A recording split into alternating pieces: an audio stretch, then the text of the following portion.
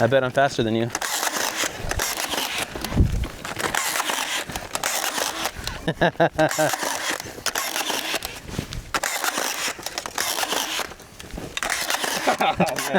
Oh, I'm out of wire. I had you.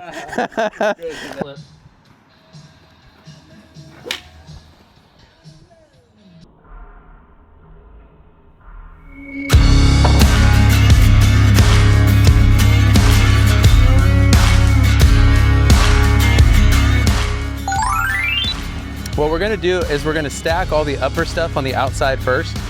We'll see how far it goes on that pile. The lower stuff we'll use those piles for, and then this upper stuff I think we can do all the garage stuff with. You want to cradle them. And then the other thing is we don't want to like kill our forms. So when you do chuck them, I'll show you. I think we're okay here, but sometimes guys, you'll see their panels are just gouged here because of the way they throw them. So if you cradle them, look at how easy that is. And then we're gonna have 8s that start on the outside corner.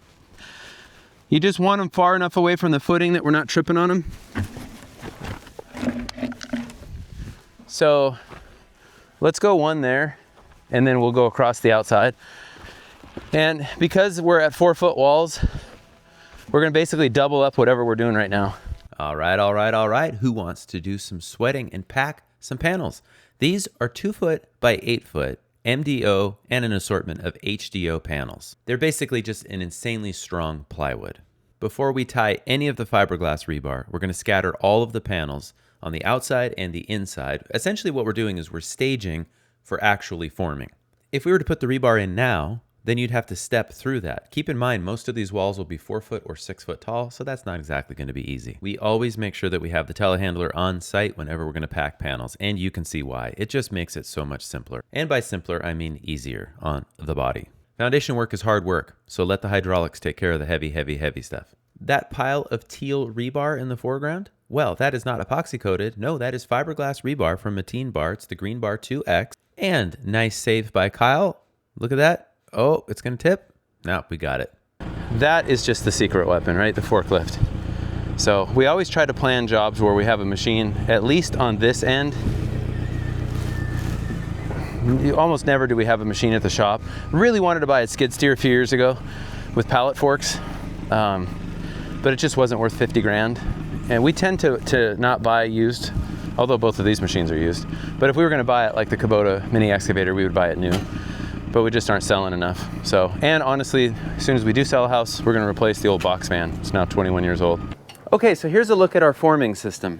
It's basically based around 2-foot by 8-foot, 1.125" MDO or HDO panels. Look at how many plies there are, right? Okay, some of our lighter color panels are HDO. That's high density overlay, they'll last longer. These guys are medium density overlay. That's what we've always used. It's like an extra $5 per panel to go with the HDO. By the way, most of our panels we bought, the price was pretty consistent at about $37 per panel. We recently paid $81 per panel. So there's a look at pricing. This is why everything is expensive. Anyway, 1.125", 2-foot by 8-foot. You can buy 4-foot by 8-foot, but those are pretty heavy. So we just stick with the 2x8s, 1.125". Here's how it works. This is called a spreader cleat. It goes on top of the wall, goes on the bottom of the wall. What we like to do is once our footings are raised to grade, right before we pour concrete, we reshoot square, we tack nails that represent the outside of the walls. Once we place concrete, then we can set these. We can either dry line or snap a line, put a nail right through the hole. So that sits on the bottom, concrete pours around it, it's there permanently. So here's how that works. Imagine that this is the top of the footing. Panel slips in like that. Panel slips in like that. Okay, so spreader cleat at the top, spreader cleats at the bottom. Essentially, we're relying on the strength of the panel.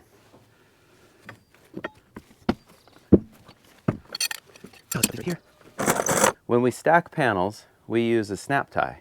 This is an 1 5/8" snap tie with the washer. So the washers fit inside the wall. What we like to do is these are called shoes or wedges. hang them. Go ahead and set your panel.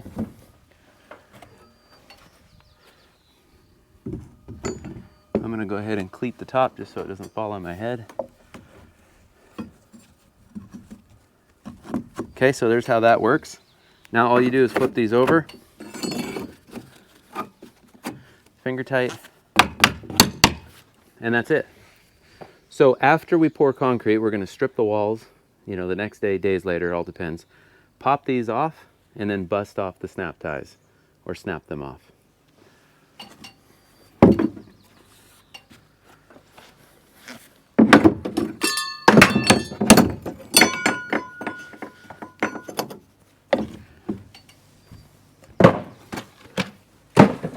Snap ties stay. Shoes, you buy them one time and you just keep reusing them. These stay in the concrete, so you're paying for these on each job. Okay, let's digress from the video for just a minute. I think if we look at the plans, that'll add just a little bit of context to what it is that we're doing. At least that's my hope. So looking over here at the blueprints, I'm going to zoom in on the garage. So in the last video, I mentioned that we needed wider footings and deeper footings to anchor the little shear walls that are around the garage opening. So here's what that call out looks like: 24 by 12, continuous footing with three number 4 continuous. Okay, and then we have the expanded footing. That is a point load that's going to sit under one of the beams. Here's the same detail across the front. So in the footing video, we didn't show this, but we just dug that down. And we meaning the guys. I wasn't there for it. I'm getting a little too old for some of this stuff. Anyway, if I look at the back of the garage, you see how this front wing wall, it lines up with this little wing wall. And then our engineer, because a few years ago I said, hey, what would it take to get rid of that? He's like, not a lot. So he's shortening the span of the beam. It's not going to affect the layout of the garage. And that allows us to save a little bit of money on the beam, is my understanding. And we're going to get into this in future videos. We'll actually set those beams and show you there's a hangar and then a nice big 3-car garage. So if we zoom in, and I think I mentioned this in the last video, we tend to make the piers a little bit bigger than we need to, those expanded footings or pads. So Terry said 28 by 28 by 12. We probably went 36 by 36. So then we've got our rebar in there. Now up here, we have our 6-inch wall with 2 number 4 sticks of rebar continuous. So we can't cross like this our rebar here. They have to turn the corner. That's why I order 24 or 24 by 24 or 30 by 30 bends, whether it's steel or fiberglass rebar. All right, let me zoom out just a little bit. So some of these walls have a little bit different call out as far as width. So you notice that was 15 by 7. Again, this is an engineered design for our area. That was pretty typical. And he says J hooks 24 on center. Those are number 4s. He doesn't specify the hook. So a lot of times it's just whatever I order from the fab shop. They typically stock a 24-inch with a 6-inch tail or hook. I want to say we used to get 3-inch, but then I think for some reason 6-inch just became kind of standardized. The only real difference on these footings was the strip footings down the middle. They're 18 by 9. And I believe that was it. So all of the perimeter footings were 6-inch walls on 15 by 7, 2 sticks of steel. The strip footings are 18 by 9. And then you notice we've got some other call outs here for point loads. There is no call out here for the foundation wall height. But when I talked to the engineer, he's like, under 6 feet, you're good to go. If anything changes when we excavate, that's when I need to give him a call. So let me just fast forward. So there's a rough idea. Here's the beams in the garage, front to back, clear span, and then side to side. All those trace. We'll talk about load paths in a future video. And then I want to just jump ahead. This is essentially copy pasted right out of the code. And the engineer just says, just use that. What's the point of him doing the extra engineering? So that's where we get some of the 24 by 12 width and some of this. You want to make sure that you read that because the inspectors do. Now I want to fast forward all the way to just a couple of the details. These don't always match, which is like you notice here, it's a 16 wide by 8 inch. Well, I know that the engineering that was written on there by the engineer trumps this boilerplate detail. But here's an example. Number 4 bar horizontal top at the bottom. See, they showed the J hooks at 48 on center. I think it said 2 foot on center on the other one. So there's the difference sometimes between an old prescriptive boilerplate and then of course there's our engineer stamp. And if there's any kind of confusion on that, then we just send off a note to the engineer to start out with. Okay, that segues into this week's sponsor, Squarespace. So they've sponsored the last few of my videos. Let's jump over here. I want to show you. So when I started using Squarespace 5 years ago, it was insanely easy to set up. And I have to be honest, at the time, I put myself under way too much pressure. I was trying to get into YouTube. I had no idea what I was doing and really what a giant hill that is to climb getting on YouTube. You don't just film videos and put it on YouTube, as I'm learning. Instagram was pretty easy. We would just post content every day. People watched it. Who doesn't love framing? We love framing. The community grew. There's lots of, we have lots of good friends now that we've met through that. But then jumping onto YouTube, I talked to Kyle Stumpenhorst over at RR Buildings at International Builder Show. And I was like, dude, do you think it's worth doing? He's like, yep, do it. What he didn't tell me was it's going to be a lot of work. So anyway, amongst all of that time, Awesome Framers was starting as a business, not just a social media handle. I turned to Squarespace to make a website that's idiot-proof. The process is idiot-proof. I mean, I made one, so clearly it's idiot-proof. Anyway, let me just jump you in. If you were to get started today, fast forward 5 years, it's even easier. Now there's a series of AI tools. Let's just say this is construction. Truth be told, I got into all this because my hobby is photography. It really doesn't matter what I check here, but I'll just tell you that for me, I was publishing a blog or other media. It really is just a landing page to send people to Instagram or YouTube in my case. I do have some blog posts and I need to get back to that. Those basically are just posts that have to do with what people argue about on the internet. Let's just hit next. We're going to go Blueprint AI. It's so fast now that, I don't know, maybe less than half an hour you could have your website, especially if you had kind of a vision for it. You could just pick a template and go. Okay, Expert Construction and Maintenance Solutions. So there was one. If you look over here at the right, whatever you want to do, I kind of consider myself on the quirky side, mostly just because it's just more fun to have fun. Now you can just go through and just keep basically checking the boxes and then customize things from there.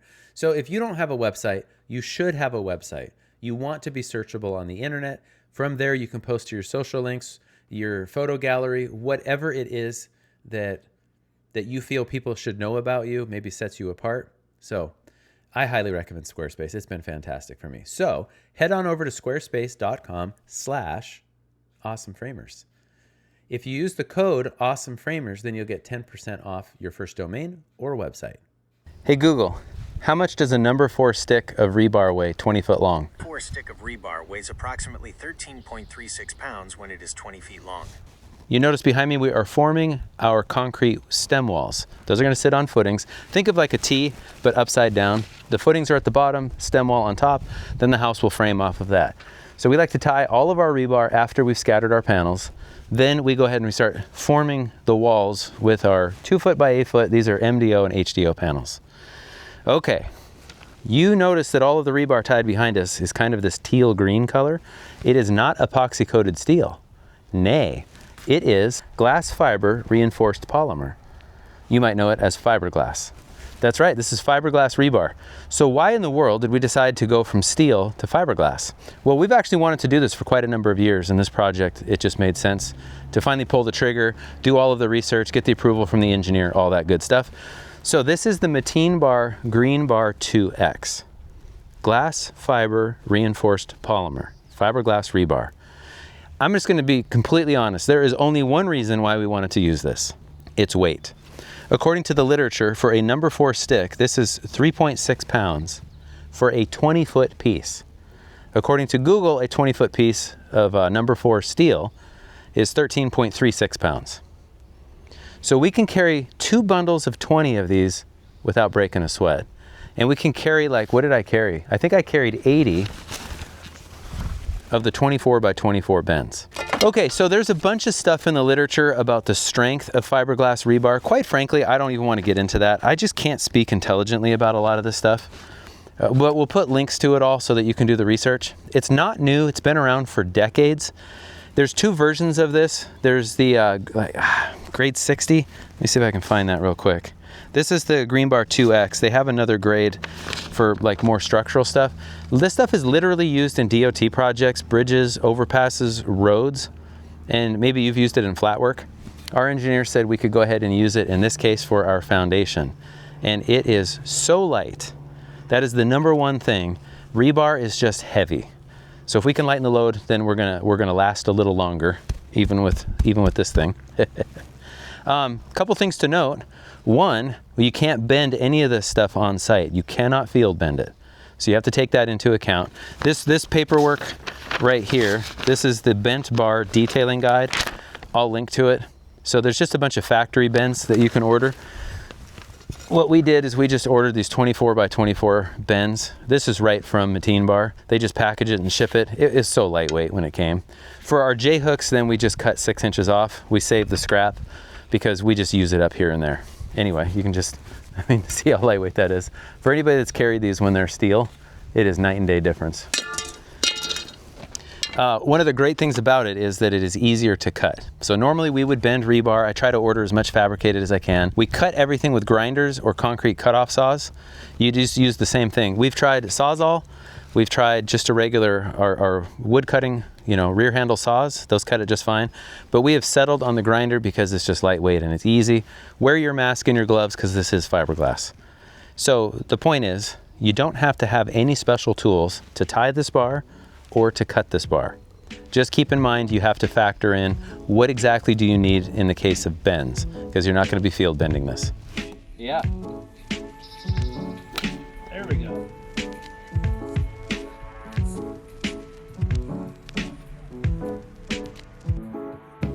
Couldn't do that with steel, could you?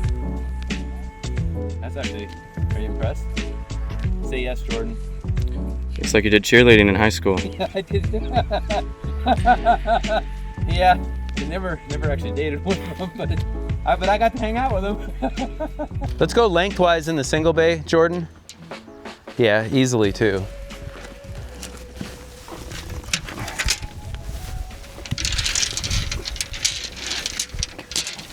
Okay, so we're going 40. That would be 80. What, then 120? 160, and then 200. That leaves us with 40. Well, that worked out really well.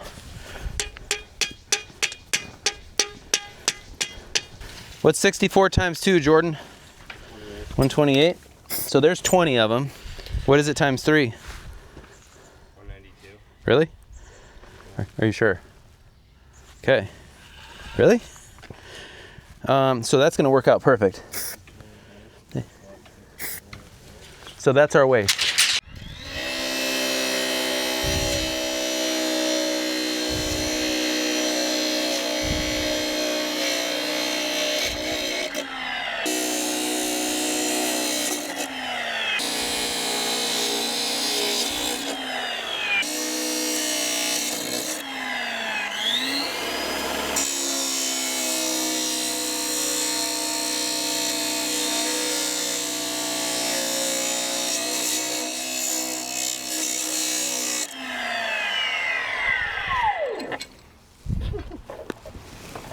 Sweating. That'll do, pig. That'll do. That'll do.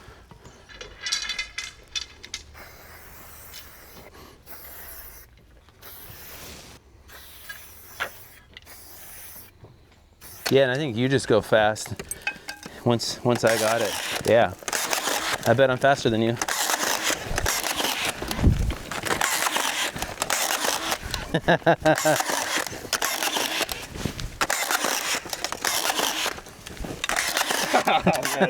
Oh, I'm out of wire. I had you. Okay, yes, I was calling to let you know. I was supposed to call at 10, I'm sorry. But I'm en route, headed your way right now. Okay. And my GPS is saying that I will be there between 11 and 11:30.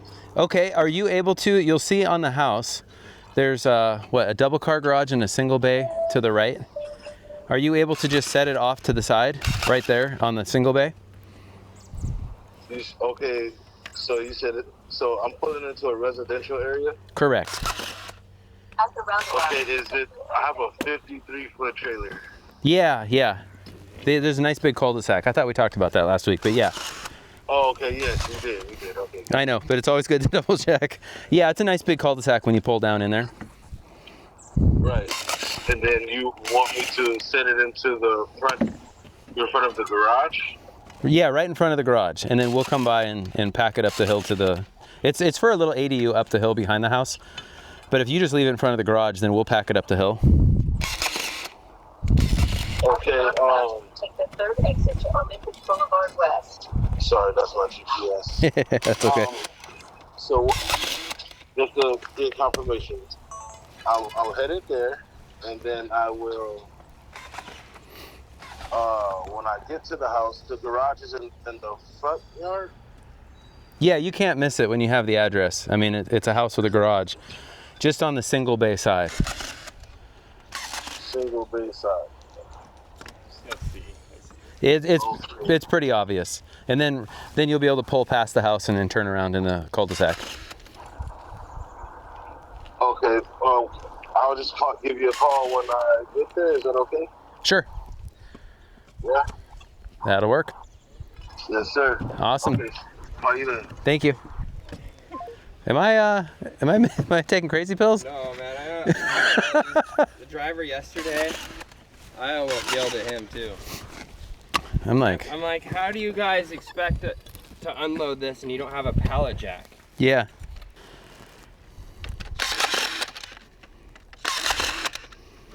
Oh, it's beautiful.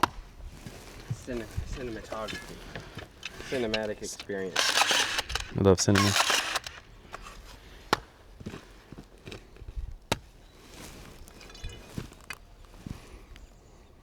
Okay, we're gonna have to drill that one. Yeah. Oh, probably this one too. Yeah. Okay.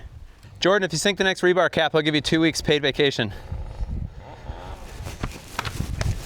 But you have to now give me 2 weeks paid vacation. Whoa.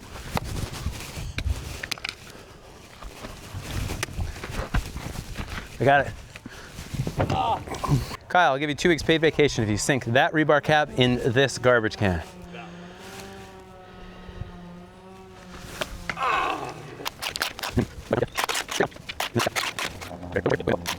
You are looking at 3 highly attractive dudes who just happen to be forming stem walls. We have all of our rebar tied, glass fiber reinforced polymer, fiberglass rebar. The panels are 1 1/8" 2 foot by 8 foot. We're stacking them horizontally along with a bunch of pieces. Everything about this is order of operations. Spreader cleats hold the bottom. Snap ties are sitting on top and between each successive row. Before the next row goes on, we have all the shoes or wedges in place ready to flip over. Spreader cleats will hold the top. This particular section is 6 foot stepping down to 4 foot. Most of the walls are 6 inches wide. Certain sections with hold downs, I went ahead and formed them 8 inches wide. That is 21 yards of concrete ready to be placed on Monday.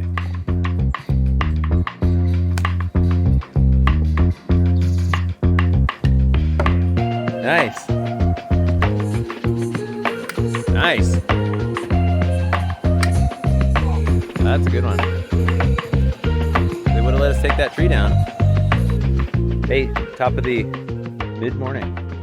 10:10. That guy's name. Basically, what our approach is we started in that corner and we went around and turned the corner, and then we're coming around here. You can see there we're going to have to stack panels to make 4 foot high. It'll be 2 foot high, stacked down. This will be 4 foot high. We'll build pony walls on top of it to get across. We just don't want this sticking way out of the ground. The natural dirt grade is actually right here. So if we don't want 6 feet of concrete sticking out. So it looks better to pony wall inside. And then we're gonna have porch here that'll probably be wood framed in this case. And there's the fiberglass rebar. Jordan, anything you want to add? No.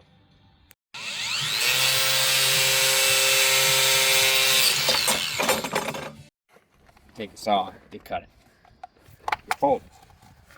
You squeeze it. Jordan, tight it. Tight.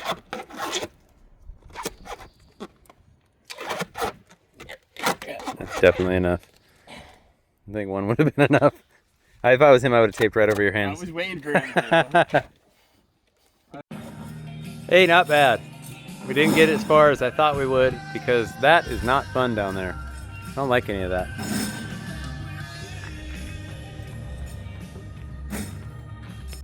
Hey, happy Friday, everybody. It is 2:35. I almost forgot. So we passed inspection. We're done. I'm going to fly the drone and get some pictures. Pretty cool inspector. There's just so much going on. But we didn't quite finish. We got concrete Monday at noon, so we got plenty of time. Some of the stuff that we have left is to buck out the garage doors. Let me just show you. So here's the other set. And I'll do some filming. I'm gonna come out tomorrow. These are the ST-HD14s from StrongTie with the strap mates. I highly recommend, if you have these to install, buy these. These are kind of the last. We still have, I don't know, maybe 6 or 7 of them. Hopefully enough to do this. I think we do. But we break them over the years. This is still the original box. It's probably 15 years old. But out of like the 20 or 25, we've got maybe 10. Basically what they are is just a couple 16-penny nails. Slide this down, that's just a wedge. We can adjust this height. And what you want is you want this tab, right, is the standoff. So I gotta move this bar just a little bit, or at least tie it out of the way. So anyway, I gotta finish those on this side. So 2, 4, 6, 8 of them total. So what those are is they are the tie down or hold down straps for your shear walls. And as you can see here, we have like 1'6", 16-foot door, 1'6". So this shear wall needs hold downs because it just doesn't have the width. Then, I'm gonna come out tomorrow, finish that. And I gotta do a little bit of filming. We have some hold downs. We're gonna put the HDUEs over there. And StrongTie wants some film. I'm not exactly sure if I'm supposed to show this. Jake Bruton and I did a video about this for the build show while we were at JLC Live, and that was the end of March. So I won't talk about it right now, but that is brand new. In fact, you can't even find it on the website. So I got to do some product filming for them. We were going to have StrongTie come out, but it just didn't work out for everybody's schedules. So anyway, what we have left to do is we just have to shoot grade, and then we'll tack grade nails. I'll show all of this, I think, Monday, unless I feel like doing it tomorrow. Just 3-penny finish nails that we'll tack. And basically, as we place concrete, we'll just pat that down to the line. And I'll show you after the fact. I'll set up the laser. It's extremely accurate. Is there something else I was going to show you? Probably not. I'll just send up the drone. Happy Friday, everybody. Let's tie some rebar faster than you can possibly imagine. I am using the Max TwinTier. And while the tool isn't cheap, it is a whole lot cheaper than the years it takes to get proficient at tying rebar. This will be a little return wall to support a glue lamb, allowing us to remove a column in the garage. The teal colored rebar is not epoxy coated. That is fiberglass rebar from MateenBar. It is the Green Bar 2X, along with their 24-inch by 24-inch factory bent rebar. You cannot bend this stuff on site. Big deal. We just got a bunch of bundles of the 24 by 24, tie them in place, locate where the wall ends, and cut them off in place. It's easier than cutting into your mom's meatloaf.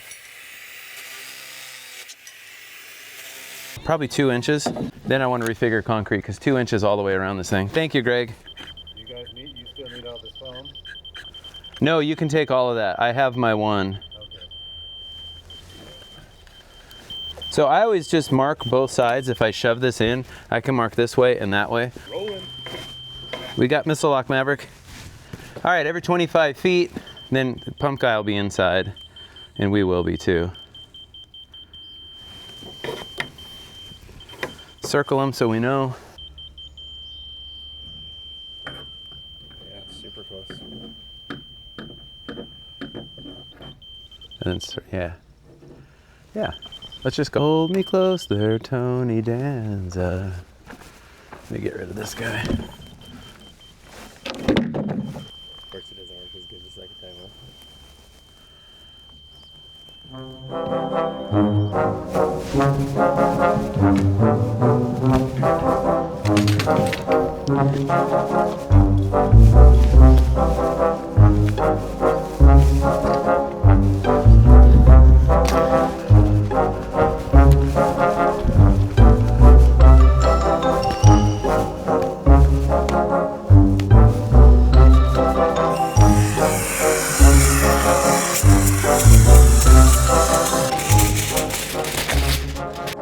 Sweating everywhere.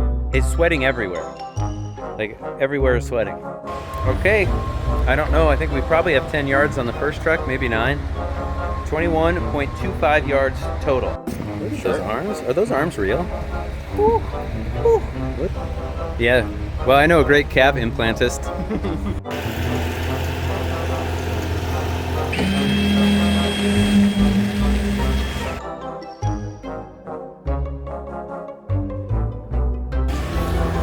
10 yards down. That's how you do it.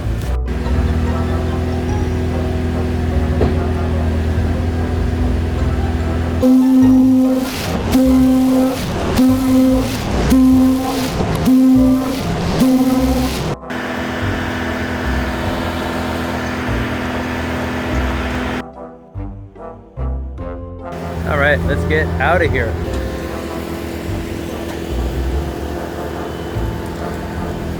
It's like 88 degrees. We went from 60 degrees to 88. We're a little burned out. Hey, happy Monday, everybody. Giddy up.